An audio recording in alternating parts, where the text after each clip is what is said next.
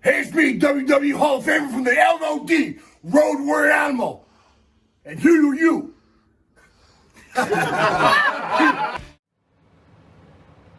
Yeah, I gotta do this when?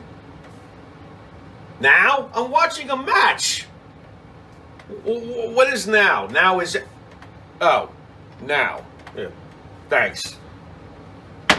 Hey, this is the Pharaoh from Monty and the Pharaoh. I just want to say thank you to our subscribers as we now have hit the 10,000 plateau. Thank you to all our subscribers out there.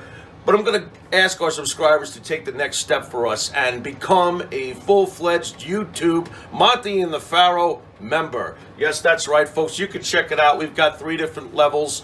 There's free shirts. There's free autographs. There's all sorts of perks for our members. There is nothing more we enjoy than giving you this program. And to do that, we need your support, and we appreciate your support. This is Jimmy Pharaoh, and don't forget to check out Monty and the Pharaoh every Thursday from Indie Music TV and on Cablevision here locally in New York. Long Island's #1 pro wrestling broadcast, Monty and the Pharaoh. Later. Is that good enough for you? Can I finish this? Lesnar's killing him. I'm pissed. Yes.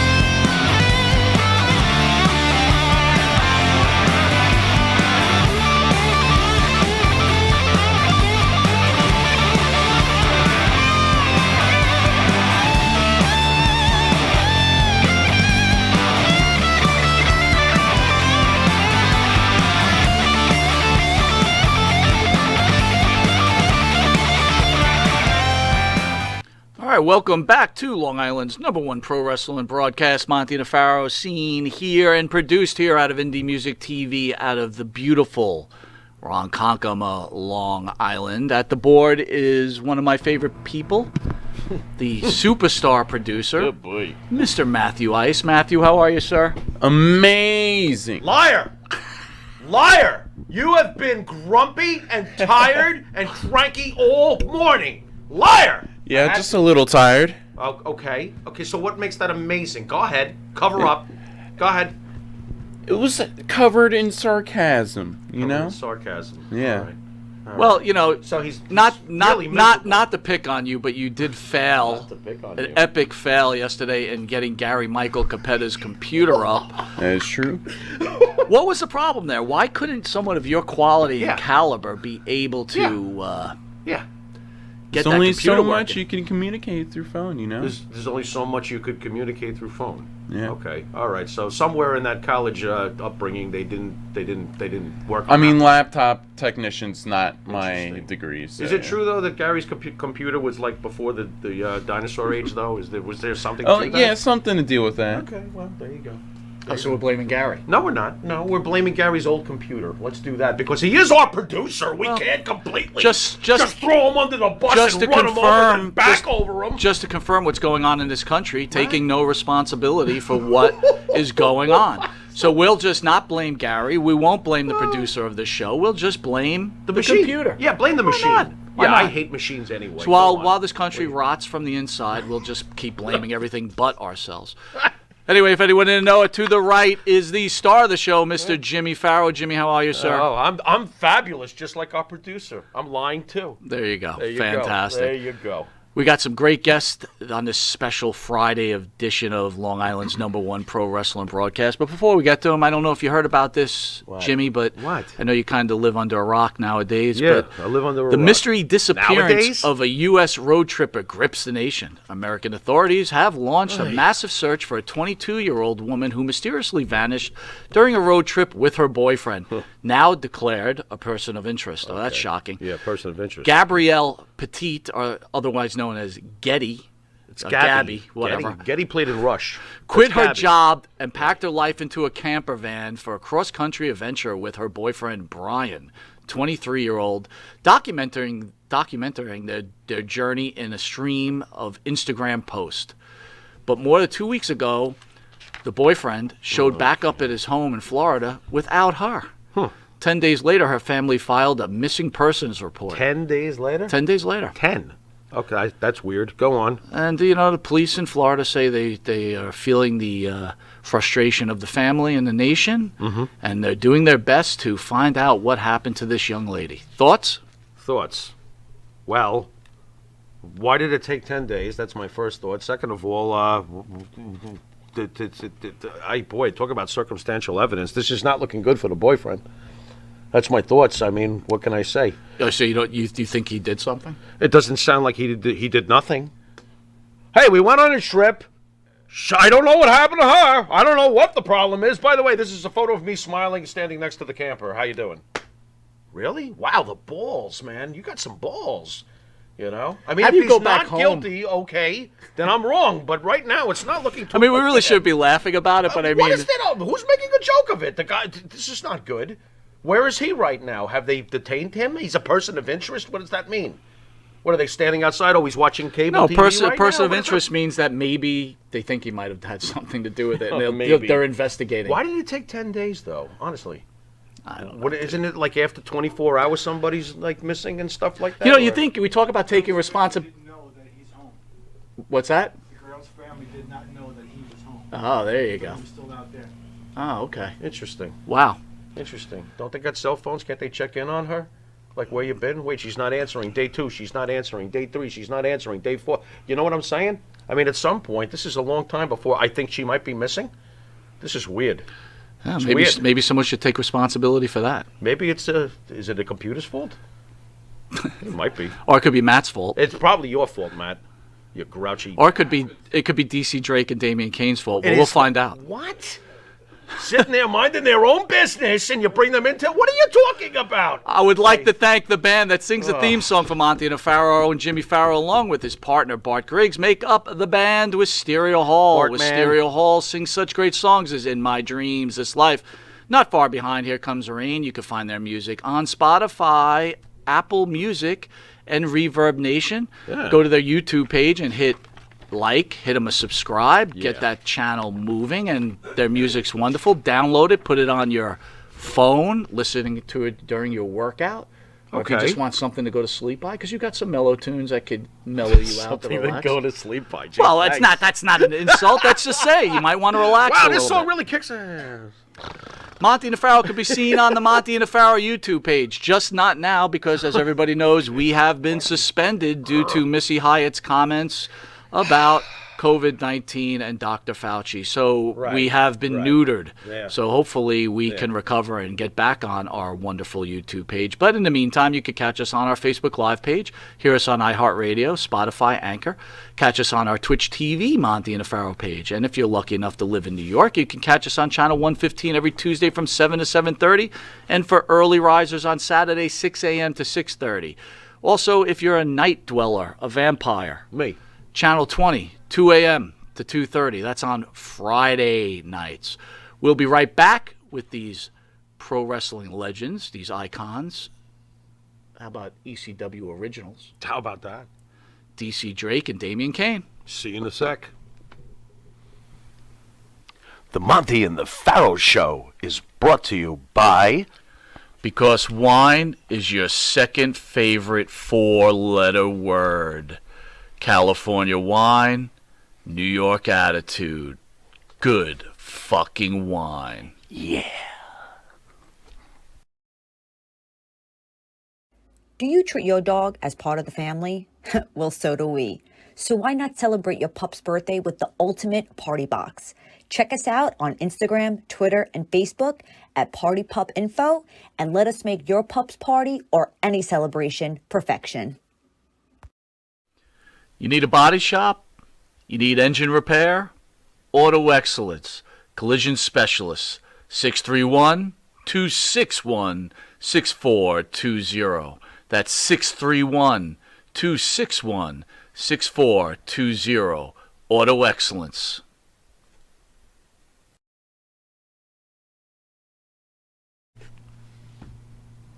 All right, welcome back to Long Island's #1 pro wrestling broadcast, Monty and the Pharaoh, produced here out of Indie Music TV, and we are honored to have our guest in studio, DC Drake and Damien Kane. Thank you, gentlemen, for joining us. We really appreciate you coming in. Thank you so much. Our pleasure. Thank you for having us. So, what's going on out there with you guys in this world we live in right now? Well, Go ahead. just like old times, we think alike, we talk alike, and he thinks of the same thing I think about. That's what happens when you spend time with the Godfather of professional wrestling. That's what happens, and that's what happened when we met a long time ago. Way back in, what century was that? Back in the 80s. I want to tell you something, guys. If you were alive in the 80s, you know what we did. Oh, yeah. We ruled the world of professional wrestling. The Godfather of professional wrestling and DC Mad Dog Drake, the NWF World Heavyweight Champion. And together, we made that happen. When we met, totally different opposite ends of the spectrum. He's too nice a guy. Too nice a guy for this business. He wasn't getting anywhere. I get a hold of him and I say, listen, you want to do this? You got to do it right. So I took what I do best. Get inside his head. I got inside his head. He did.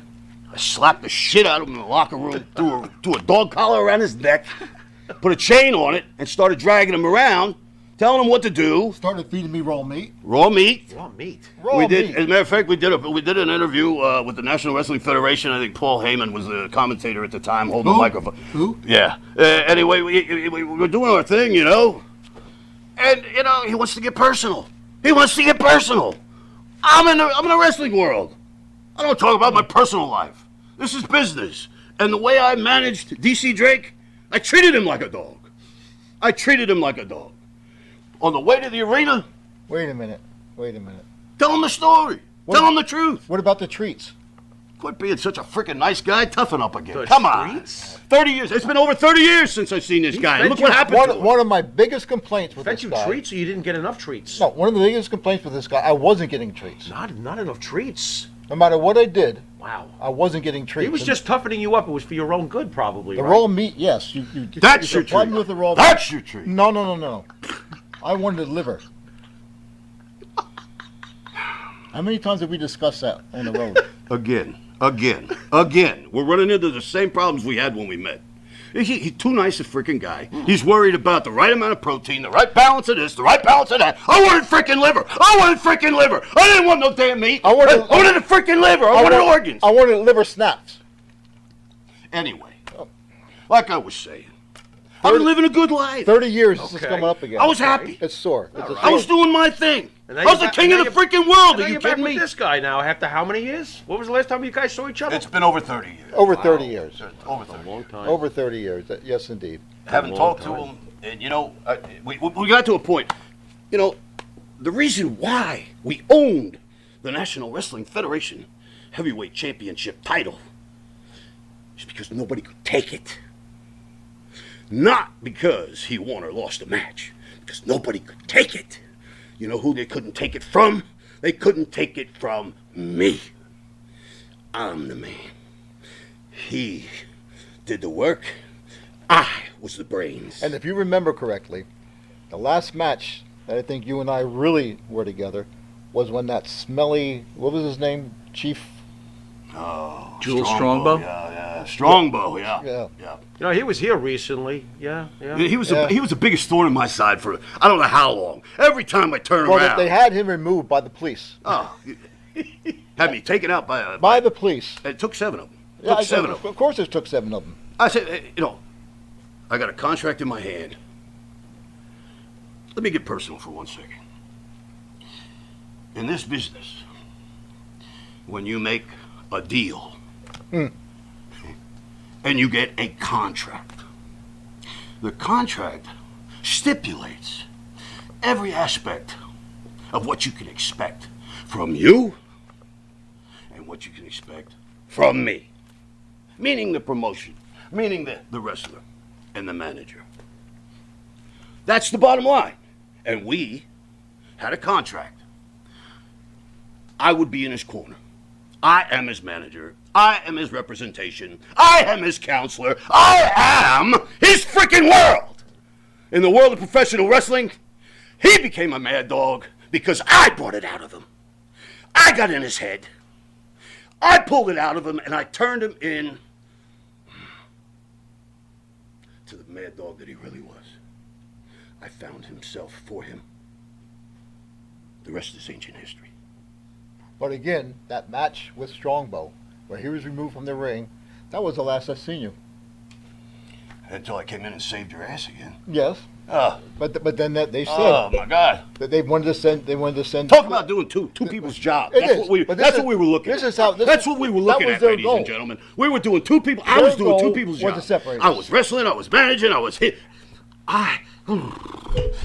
It's hard for me to believe that the wrestling world has continued to exist for the last 25 years that I've been absent. That's what baffles the mind. You see what it's become. That's what baffles the mind. You see what it's become. That's the problem. That, my friend, is the problem. So are you blaming yourselves for what's happening in the wrestling world? Absolutely. You've allowed the Orange Cassidys to come in there because of your absence? You guys are behind the You're behind flip-flop it all? fest? What? The flip-flop fest that we see today? You guys... You're talking about those little twigs that flip around and roll around. Let me just This say is disappointing, this. guys. Let me just say this. What you see today Yeah. is what we saw coming Ugh. 25 years ago. They used to have this thing called backyard wrestling. Oh. Were wrestling fans that wanted to get together and they wanted to imitate the superstars of professional wrestling. Backyard wrestling became the norm. Do you think one of those punks could eat a raw steak?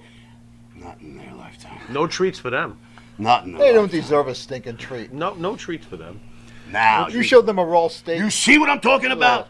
The nice guy's disappearing. You know why? Because he's hearing a familiar voice. He's hearing the master's voice. A dog, a good bad dog. And let's talk about listens to one. Let's talk about Orange Cassidy. I'm gonna give you guys a little piece of trivia. Okay. Orange Cassidy went to the same high school I did. Really? Absolutely. Really? Phillipsburg High School in New Jersey. Were your hands in your pockets your entire high school tenure? Yeah, but not for the reason his are. Interesting. Okay. I know where mine were. I was hanging around the girls' locker room. That's good when man. my hands were in my pocket. Good. Looking for treats. Yeah. Good man. And if I didn't get one, I was giving myself one. Seriously, what are your guys' take when you see an Orange Cassidy today? The size, he looks like a lifeguard. He's basically, 150 pounds soaking wet, keeps his hands in his pockets, How good's and his then memory? pins a guy your size. Any thoughts on what wrestling's become? Go ahead. I don't think I would make a good Hollywood actor.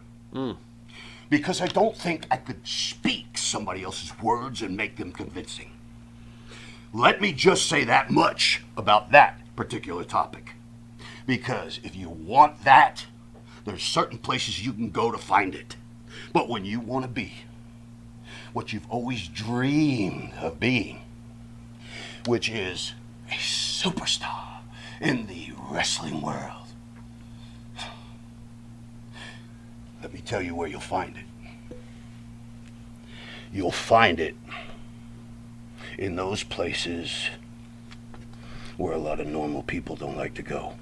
Are you doing okay right now? This is a highly personal subject to me. Okay.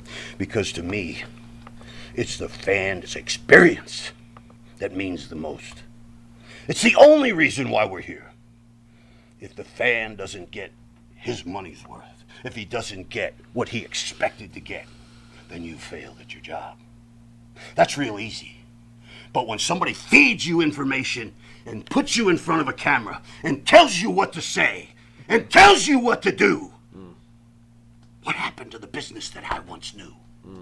That is not the business that I know. And excuse me, I didn't get the frickin' memo. Because in my world, I never did play. When I do something, I do it. No questions asked. And if that's what you want, then come on down. Because for 25 years, I didn't give you what you wanted. I stayed quiet. Everybody asked, where's Damien Kane? Where's Damien Kane? Well, I'll tell you something. Damien Kane was hardcore. Before hardcore was cool. That was proven in the National Wrestling Federation over and over again. With legendary people in the ring, like Bruiser Brody. God rest his soul. Son of a gun hit like a... I still have headaches over that. Let me get back on track. I'm sorry. What was I saying? Remember we had talking about Brody, we were talking about the stars of the National Wrestling Federation. Yeah. But think about the stars that we had. Think about what we had in there. Brody, Sgt Slaughter. Oh, the big Sarge. I know. You know, Sergeant Maggot. That one whole summer, remember that one whole, was it summer of '87? I must have been in the ring, I must have worked with that guy 30 times, 35 times. He was like a flea or a tick you couldn't get rid of. Hey, you couldn't touch his hair. Oh my God. You couldn't touch his hair. Oh my God. Remember in the back? What hair? He'd curl it. That's what I'm talking about. That's what I'm talking about. He would take that You hair. got a guy coming out there who's Sergeant Slaughter. He would curl it up. Yo, Joe. Oh my God. No hair. He'd sit in the back. He'd spray it, curl it up. Then as he started wrestling, it started to uncurl and uncurl. And pretty soon there was 2 feet. Then 3 I think we were feet. supposed to talk about Then 10 feet. What? It's past the G.I. Joe stuff now. You know, we can talk about I it. never could control what come out of his mouth, so I'm not I never could responsible. talk about I haven't it. seen it for 30 years or more. Trust me. Otherwise, I wouldn't be happy about And it. then remember that one day. You understand what I'm saying? I think the only good thing he has going for him is that politically we agree. All right. We agree. I think the one night in Detroit. Do you remember that night in Detroit when that hair came out and it actually wrapped around the neck of a fan at ringside? I'm tired of talking about that, Maggie. That was horrible. I'll never about- forget how that. He about- gives me nightmares to this day. How about talking with us about Paul Heyman? Because you guys obviously both have... Who? The advocate for Brock Lesnar. The representative for the no, tribal no, chief. no. Let me correct you. The advocate for...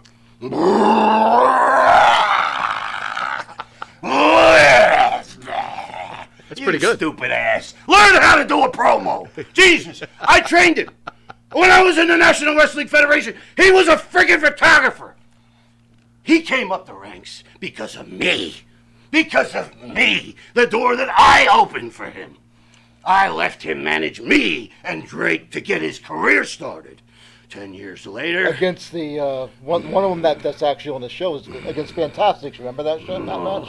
He came in handy, though. He did come in handy. But it's the idea. There was no appreciation for what the Godfather did. Everybody wants to praise Mr. Heyman for being so great at what he does. He's the greatest mind in wrestling. Oh, he is nothing but a watered-down Damien Kane. You will find that real shortly. Because there's one man. Your cult hero, Mr. ESS Promotions, he's the only one that could talk me into coming back and promised me that he would reconnect the two that made the 80s what they were. So here we are. And What happens next is your guess as good as mine. And you know what the best thing about that was? That we chose to walk away. That's We exactly chose right. it on our... That's exactly by right. what we chose to do. No one told Exactly. us to leave. No one told us it was Exactly. over. We chose to walk away. Exactly. How Remember when Brody got difficult- involved? Remember going back to that? Remember when Brody got involved? What Yeah, did I yeah, do? What did I do? Did I let you down? Hell no, I didn't let you You down. were right there with me? And who? And- Who came in? Who came in? Do you have- Abdullah the Butcher. I brought you Abdullah the Butcher. I had- brought I needed Abdullah the Abdullah. Butcher I needed to Abdullah. the family.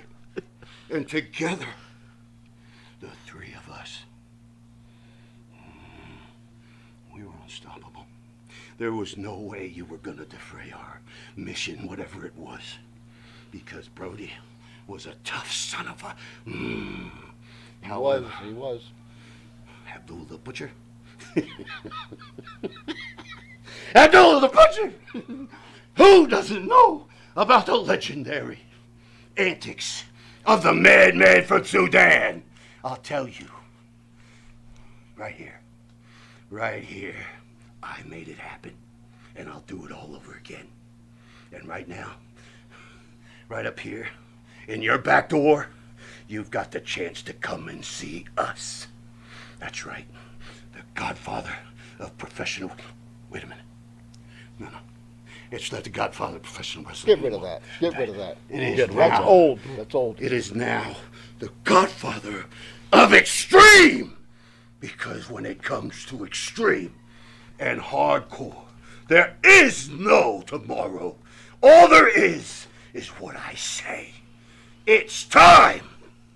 Because if you paid attention and you look around in this crazy world, you'll know it's time. And guess what? I'm back thanks to Eric Sims and his ESS Promotions and Icons of Wrestling, bringing back the Dream Team that ruled the East Coast in the 1980s, moved into the 1990s. Extreme they want, Extreme they got. The Godfather of Extreme. I'm the one that established it and started it. I was Hardcore before Hardcore was cool. Do not forget it. Well, with that, we're going to take a quick commercial break. We'll be back with these ECW and Pro Wrestling legends, DC Drake and Damien Kane. Biden. That's what he reminded me of. Oh, my God. That's exactly what he reminded me of. Oh, well, I don't even want to hear that word. Oh, my gosh. Biden. Ugh. Jimmy, I got to take a dump. What? No. I mean, I need a dumpster. Well, for all those needs, you need to call Big V Dumpster Rental, Long Island, New York, 631-900-DUMP.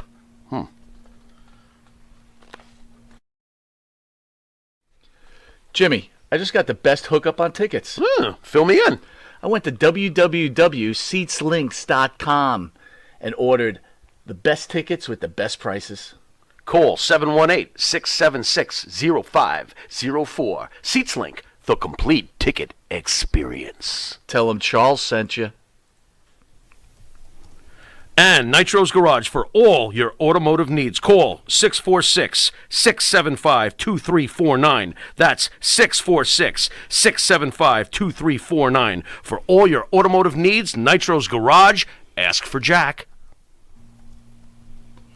All right, welcome back to Long Island's #1 pro wrestling broadcast, Monty and Faro, produced out of Indie Music TV here in Ronkonkoma, Long Island, where we have as our special guest pro wrestling legends, ECW legends, DC Drake and Damien Kane, who have not missed a beat in 30 years. So, how does that rant affect you guys? It's 1980 again for me. I mean, it feels Feels good? Like turning the page. oh, my gosh, it's wonderful. It feels like turning the How do you... page. So, It's like we worked just last night. you guys in haven't Town. seen each other in such a long time. Well, almost 35 years. You don't even talk on the phone, nothing? Never.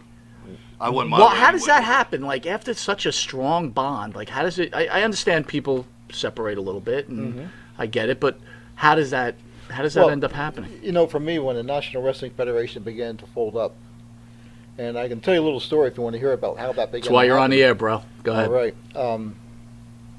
We were producing the shows. I was the producer of the show. Damien was helping with the We were a booking, team. and we were a team doing things. We had a chance to go with a big syndication deal with a company out of Cherry Hill called M&M Syndication, and the people that were the money behind it started to have their own issues go on as to who would be named the producer, who would be named those things, and that infighting actually started to make things fall apart. The whole goal of the National Wrestling Federation when we started it was to give them pieces of the hardcore while maintaining what people were used to seeing with wrestling. Again, with the goal of building our own stars, using the existing people to build our own people because we had to. We knew sooner or later we were going to lose these people. They were going to go back to WWF or, someplace else. And then we also were in contact with other promoters in other areas of the country and talking about, let's put together a package here. Let's see if we can work together because we can't have Slaughter doing this here while he's doing that here. We had to work together to make this thing work. And it just fell apart. I mean, we just got down to people not getting along, and at that point I just walked away from the business. I was disgusted and I know he was disgusted, the amount of time, energy, creativity we put into it just fell apart. How was life for you guys after you walked away? Because that's got to be difficult. You usually don't hear that story where guys are able to just be able to walk away. You guys somehow did that. What was life like in the immediate aftermath of walking away? Was it difficult? I mean, you go from being a wrestler. Look, I know you both lived, breathed, ate shit pro wrestling. What do you do when it's all over with? How were you able to adjust? Well, for me, I had a career outside of wrestling, Okay. and I stayed with that. Okay. And I did some stuff with TWA, Tri-State Wrestling Alliance, and did some work with them for a while. But never again did I want to get involved in any booking, any television. It was just so consuming, and to see it fall apart was, it's like. Was it the business itself that made you guys say that's enough of this crap, or was it certain individuals that might have triggered it? I mean, what was it exactly that made you both go, enough? Well, if I could speak, my situation is a little bit different than Don's because Okay. we kind of parted company before the end of the NWF Right, came about. Mm-hmm. I had an opportunity to go over to Europe, Right. do some things over there, and to me that was opening a whole new can of worms. Sure. And when you're talking about determined to make your career, build your career on your own without signing your life over to somebody else and carrying on a fictitious persona, and I didn't want to do that. He didn't want to do that. So we took it the hard road. We built our careers from the ground up. Right. And when I say that, when I first started in the wrestling business, I was trained by the great Killer Kowalski. Wow. One of the true legends. You want to talk about legends Sure. in the game. Killer Kowalski. And when you're trained by a killer and you come out with this kind of passion about the business because you really realize why you love it now, because of the stories that he told, and you take that to heart, and you see the world that you're in and what you're contributing to making that successful, and you are coming along with that ride, you become a bigger and bigger fish, and the pond becomes smaller and smaller. And you become what we did. We ruled. When that bigger fish got to ECW and you guys got to see some of the seeds that you had been laying down in the NWF days, what was your take on ECW when you got there? Did you recognize right away, like, wait a minute, this ball looks like it's going to roll into something bigger, which it did. Well, Well, Damien he can tell you a story about his. I walked away from Right, that. right. One of the things I saw with ECW was they were bringing in where hardcore became almost everything, The norm. and they Right. brought a different type of fan out, and that was something that I really, and I think we've talked about this Yeah. before too. The fans were invested. That's what we did the work for. And I told you off the air about a fan, and the fan with the glass eye who was at our Philadelphia shows, and we would go out there. We would call him Crystal. Remember that? We were on Crystal. them all the time. Hey, Crystal. With the glass eye. With the glass eye. Okay. And then one day I get a letter in the mail with a picture. He's got his eye out, holding it to the picture. So that is what the fans. They're part of the Sure. game. They're we part of the incorporated the excitement. fans in everything Right. we did. They had Sure. to. That's who pays the freight. That's what's important. The fan experience is the only thing that matters at the end of the So day. is that It what? doesn't matter how great you think you are. Right. It doesn't matter how good you may be. Right. So It doesn't matter But- if they didn't appreciate it. Is that what you think is happening today's wrestling? That the WWE, and I'm not saying I believe this, but that the WWE isn't moving towards the fan, while AEW is doing exactly what Damien just said, and Exactly. they are putting their eyes on the fan and saying, we want to do what you want to see, while the WWE is going to say, you're going to do and you're going to eat what we're going to feed you. Exactly. And do you And, think and that's if you actually sit back as a smark, okay, there's Sure. plenty of those out there. Sure. There's plenty. which, by of the way, smart we're marks, not smarky, so Okay, Yeah. so there's only so much you can do in front of those people that are gonna like it. They know everything that's going on. They know everything you're doing. They think they do, and then they see somebody like us, and we throw them a curveball because they can't distinguish the difference between reality and fantasy, and that is the strength of a true worker, a true wrestler in professional wrestling. That is your job. That is your job. Nothing more. It's not your job to go out there and steal the show with 20 backflips and moonsaults and flying over the top rope. You do every finish you can think of. That is a waste. A waste of time. Are there any wrestlers in today's wrestling that follows your description of what you were just saying? Not the flippy part, but as far as making the fan question whether this is possibly I don't real. think they can anymore.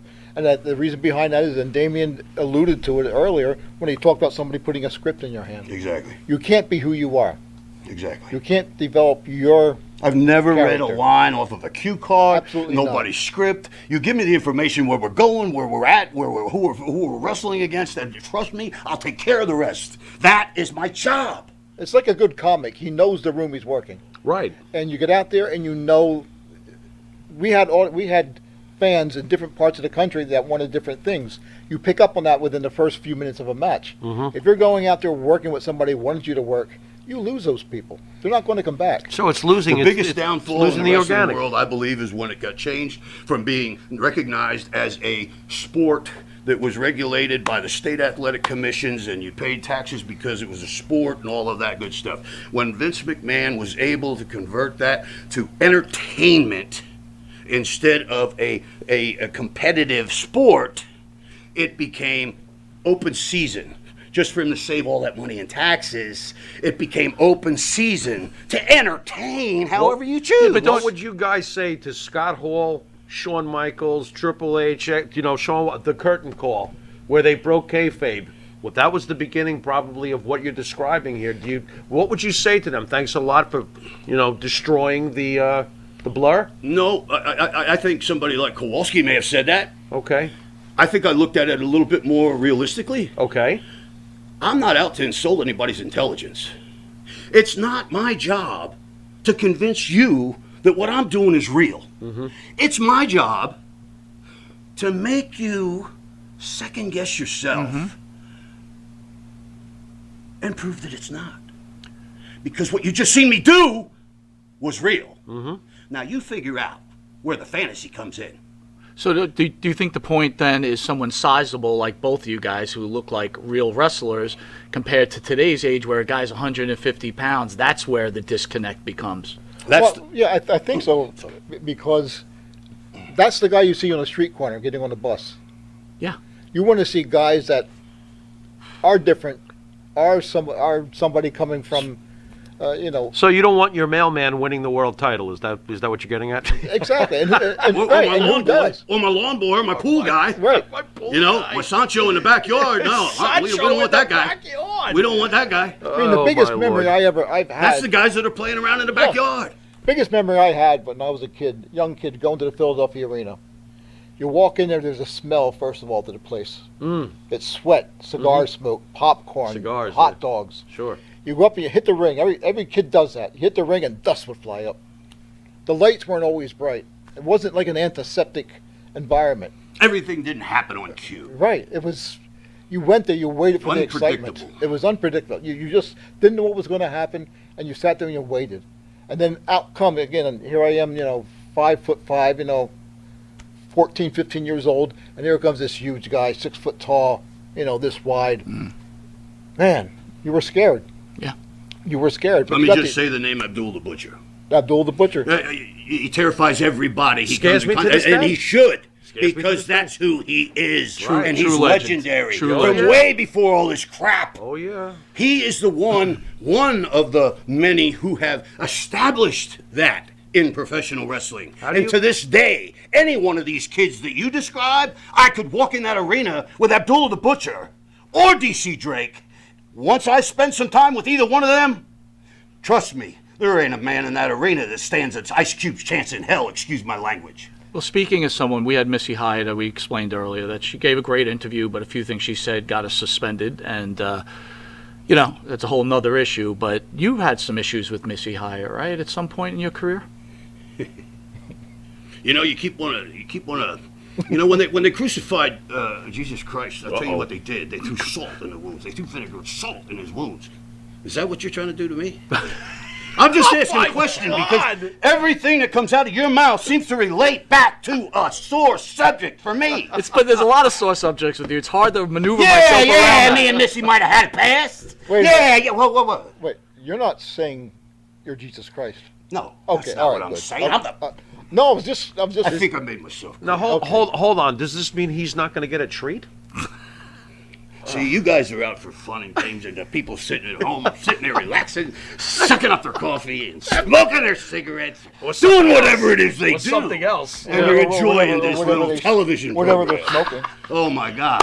So while you're enjoying yourself, I got to sit here and be annoyed by these two, and all they do is bring up stuff I don't really want to talk about. I'm waiting for them to bring up this debacle that's going on in the world right now. Well, They're that's- trying to steal my country. No, don't get us suspended. Please don't get us All suspended. right, a fan has a question. Javier Ois is asking, were you both involved in Joel Goodhart's Tri-State Wrestling precursor ECW? I was, Okay. and I was the champion for Joel Goodhart for probably 10 months, 11 months with ECW or with Tri-State Wrestling Alliance. And I can tell you, I've never personally worked just for Joel Goodhart, although he was involved with some things that I had done in the wings, so to speak. So I was around him many times. I guess it's a chemistry thing. You either click with somebody or you don't. And we've just never interacted enough to really know whether or not we clicked. He took me at face value. That's a big mistake. And I took him at face value, standoffish. But there was also another issue that happened too. I did ask Joel about bringing you in as my manager. You weren't available at that time. I think you may have been in Europe. I'm not sure where you were. So How come he wasn't available? He's hanging out with Missy Hyatt or something? Here we go again.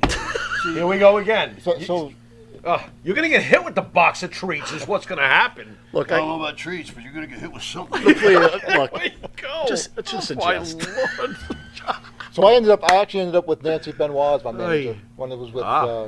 So speaking of Nancy He's starting to Benoit, remind me of that guy that died a long time ago, that comedian. What was his name? Andy Kaufman? With, Jesus Wow. Christ. Jerry the King Waller. You know? Wow. You mean I the guy really- that- Kaufman Can I taking be everything as a Letterman? He joke, doesn't get and hurt. had I Mr. wanna be Waller Letterman. saying, you know what? You think this is a joke? Damn! No, come I- on! look, no, I'm itching. Hold me back. I already had Marty Jannetty Hold punch me me in the face. back. We've already We had that. Marty Come on, do don't- this, all right? You don't get the easy now, Godfather easy now. going. Can you guys speak about Nancy Benoit since you brought her up?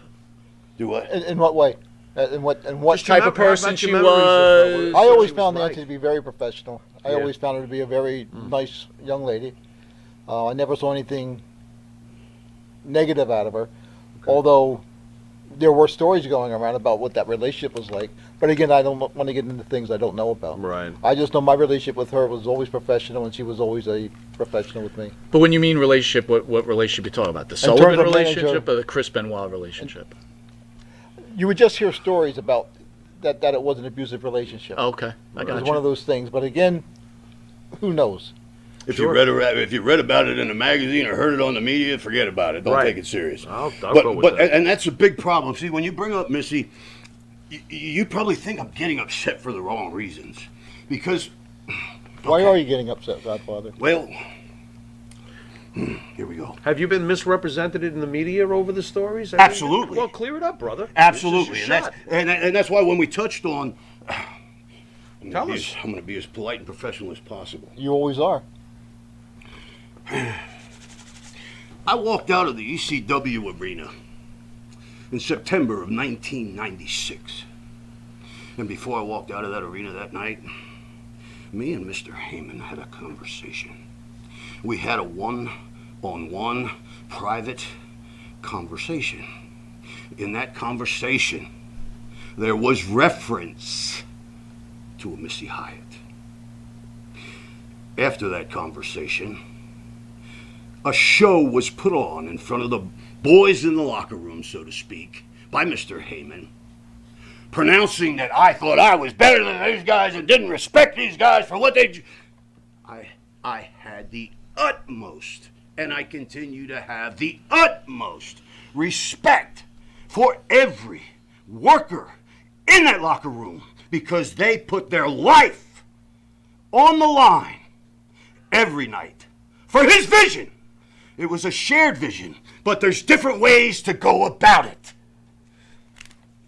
10 years earlier, I helped make you. When you had the chance, you screwed me. You know it, and I know it. If you want to call that personal, you go right ahead. But let me tell you something. You've been king of the world as long as I stayed quiet. I open my mouth and watch how watered down you become. I don't care if you have the masses. You can have the WWE Empire, the universe behind you. It doesn't stop destiny. I am here for a reason. This isn't by accident. I didn't sit on a shelf for 25 frickin' years just to come back and say hello. No. Pay attention, people. Read your books, the good one especially. I'm here for a reason. I am your Messiah. I will be the one who takes you to the promised land. I promise you that.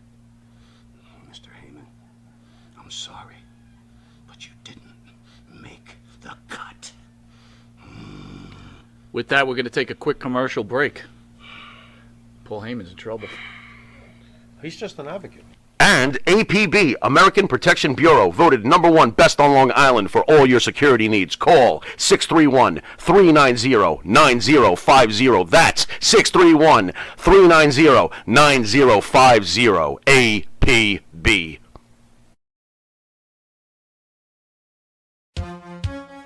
Wrestling fans, now you too can look as cool as Monty and the Pharaoh by wearing the official Monty and the Pharaoh sunglasses at night for $8.99 each. That's only $8.99 each. Now available at montyandthepharaoh.com.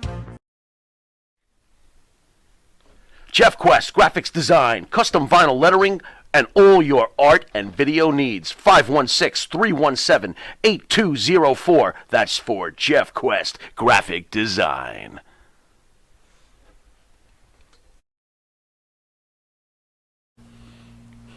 All right, welcome back to Long Island's #1 pro wrestler broadcast, Monty and the Pharaoh, seen here over at Indie Music TV, where we have the honor to have pro wrestling legends DC Drake and Damien Kane. And I got to tell you, friggin' loving this interview right now. You opened up a can of worms. Dude, but you know what? I'm not trying to.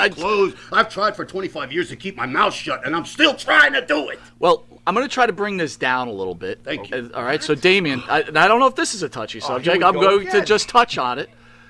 Are you still married to Lady Alexandra? Oh, here we go. Dude, he's the dude. I don't know. I am asking a question. I don't know. If the answer is no. Did you read my unauthorized autobiography? Unauthorized. Unauthorized. It's unauthorized. I don't talk about that.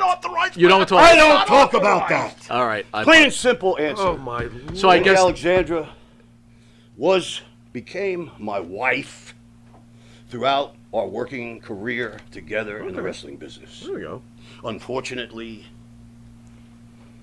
over 10 years ago, we decided to part company. Okay. Fair enough. We still share our son and grandson, and I'm happy to say she's thrilled to death. Nice. Doesn't want to jump back in there and be put into this mix of what's out there today. She just doesn't want to be parts of it. And I respect that. And I appreciate her contribution to this business, even though there's many people that have tried to erase her from the history books. You can still go back and find it in magazines like collectors do, and you'll find that she was, and still is, the classiest lady this business has ever seen. Whether you like me or not doesn't matter. You had to respect the fact that she was a classy lady. And that I leave you with. Well, kudos to both of you, because it's hard to keep a regular marriage together, but in a working relationship marriage, God bless you both. Great job with that.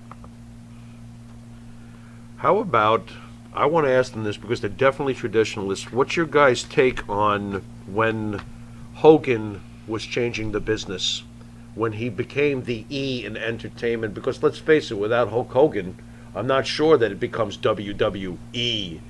What's your take on when that was happening? Were you guys cool with it as it was happening? What's your opinion on Hulk Hogan? Oh, go ahead. Well, I mean, at the time that it happened, I mean, you were part of the of the ocean of people that watched it happen. I mean, there was nothing you could do to derail it or stop it, because when McMahon had the opportunity to take over the reins and decide to go marketing to the kids instead of the adults, he left that whole blue-collar worker portion of the fan base out in left field alone. He knew they'd have to come along with the kids, so he marketed to the kids, and he groomed the next generation of fans that he has brainwashed into his way of thinking and his way of doing things up until what you see today. And you see what it's become because of it. You see what it's become because of it. Yes, thank you, Vince McMahon. Thank you for revolutionizing the wrestling world and introducing it to a whole new segment of fans. However, once you had that, what you did with it, I personally disagree with. I personally, if I was working like Kurt Hennig, for years, a second-generation wrestler, made a name for himself, signs a contract and becomes Mr. Perfect. Kerry Von Erich. Disregard that, Texas Tornado. Brutus the Barber Beefcake. Everybody became a cartoonish character, and that's where it went from there. That I have a problem with, because that's what excited the young new fan and introduced them to this physical world that they started to imitate, because it's all fun. It's a cartoon. Yeah, Hulkamania, yay! Give me a break. His biggest move was listening to the crowd. Ah, come on, a leg drop. Ah, come on, 1, 2, 3. While there's guys out there that are actually doing their job. Out in the independent world is where you're going to get the best quality wrestling that you're ever going to see for the most affordable, efficient price that you're ever going to get. Compare that to what you see in the masses. And now we talk about what Damien just brought up with the independent world. McMahon no longer wants to look in that world for wrestlers. Now they're looking to pull them from, other sports. It's an entertainment product. He wants to pull them in from that. They don't have to know how to wrestle.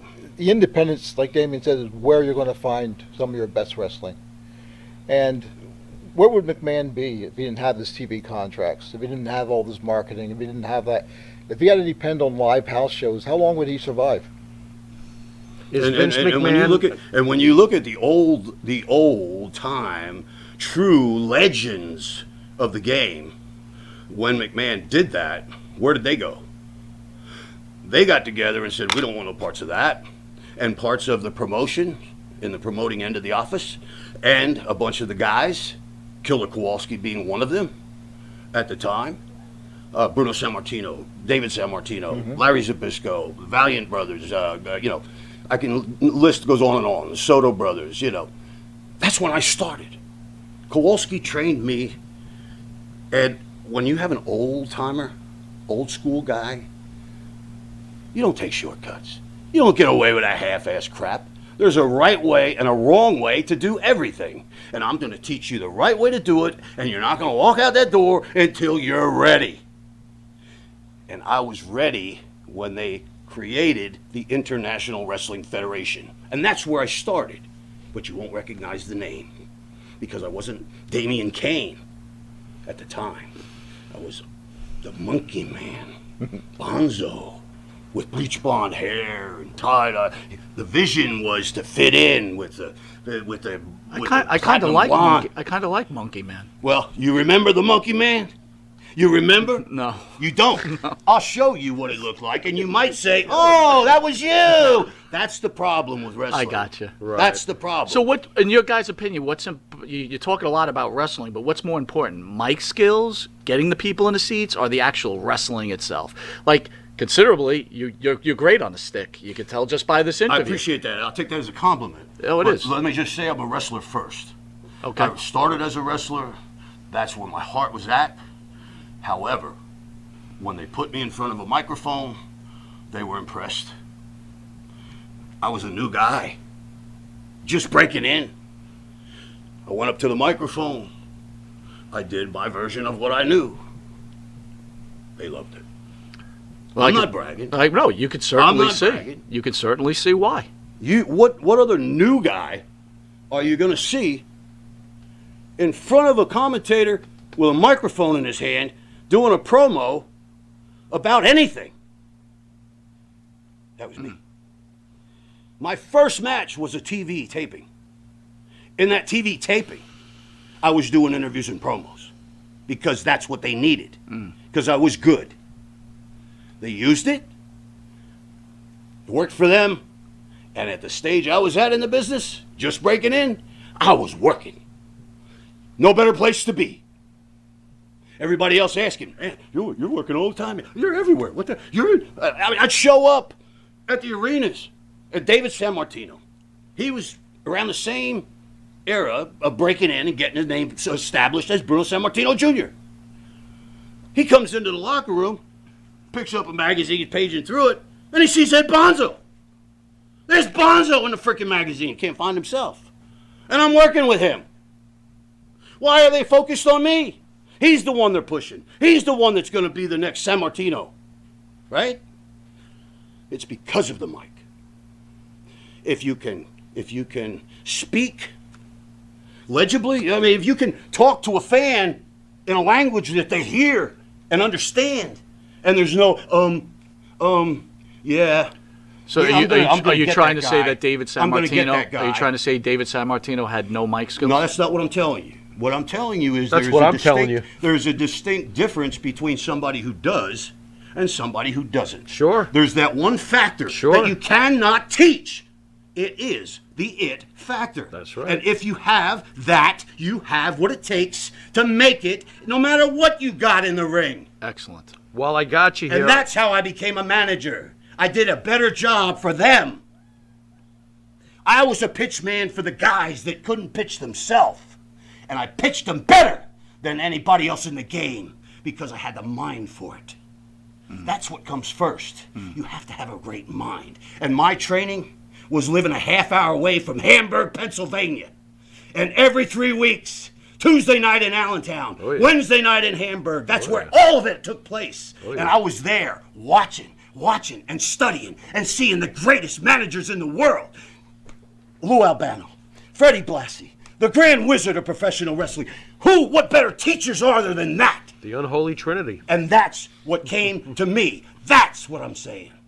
Does it concern you that wrestlers today, it seems to be, forgive me for saying this, but this is how it seems to me, because after all, you were trained by no less than Killer Kowalski. Is it alarming to you that almost anybody could be a pro wrestler today?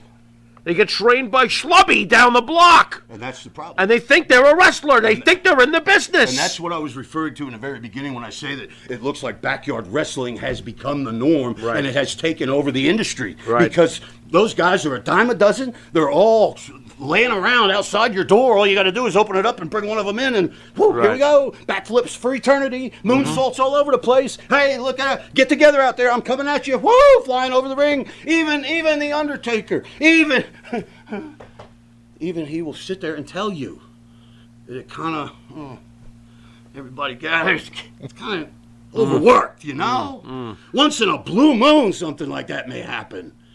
You don't do it every freaking other match. Yeah, I mean, there's so much overkill. How many finishes do you have to destroy before you finally take a pin? How many false finishes do you have to kick out of that would have normally put a guy out? Everything you can name. Pile drivers, neck breakers, off the top rope suplexes, superplex, whatever. Which happened to be one of my favorites, by the way. There you Remember go. that? Anyway. Finishers in the first minute. Kick out. All right, so we're almost out of time. Kick out. I want to get something called the Pharaoh's final question is. I want to thank you guys for this wonderful interview. Unbelievable. Fans love it. We love it. Be nice if we were not suspended, but hey, that's Yeah, well, you know, maybe we'll behave next all week. right, so maybe this is where the start of the show, Jimmy Farrow looks in his mind, and he may just ask There's you nothing in here. any What do you- kind of question he wants, and it could just be about hot dogs. I It's have not no gonna be idea. about But anyway, hot Jimmy, go ahead. dogs.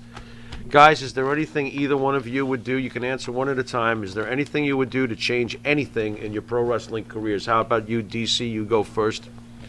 Probably not, Really? except for the fact that maybe I wish Godfather and I would have stayed in contact with each other. But the way things worked out, I mean, it was meant to be. Just like that was meant to be, I might add. This isn't accidental. 25 years, I turned down every offer to make personal appearances, to make any kind of a, I didn't show my face in public for 25 years. Would you change anything if you could do it all I over would again? change one small thing. Shoot. I would have snatched Paul by the frickin' neck and took care of him when the time was right. When we were face to face, 1-to-1, in front of nobody but you and me. And that's when I should have done what I needed to do then. And we wouldn't be sitting here today, because it would be history. All right, with One that, regret that I have is walking away. well, we want to thank you guys real quick. Where will you be? Where you guys are at Comac Wrestling Universe? Yes, Comac Wrestling Universe. We're going to be there for signings today. I think as soon as we're done here, as a matter of fact. All right. So, Well, with that, you've been watching Long Island's #1 pro wrestler broadcast. We want to thank you, gentlemen, for a fantastic interview. Thank we you. wish you luck you for on having your us, yes. weekend. I'm sure you guys are going to do great. And thank you for what you did for this industry and for the fans. thank you Thank for you, guys. recognizing that. I appreciate that's it. what Thank we, you. we really appreciate that. Well, guys have been it's great. from the You've been heart. real. It's Thank from you. the heart. Thank you. This has been Mike Monty. This is the Pharaoh, and until, wait a second, you got Abdullah coming in here? Yeah. I'll see you guys later. Later!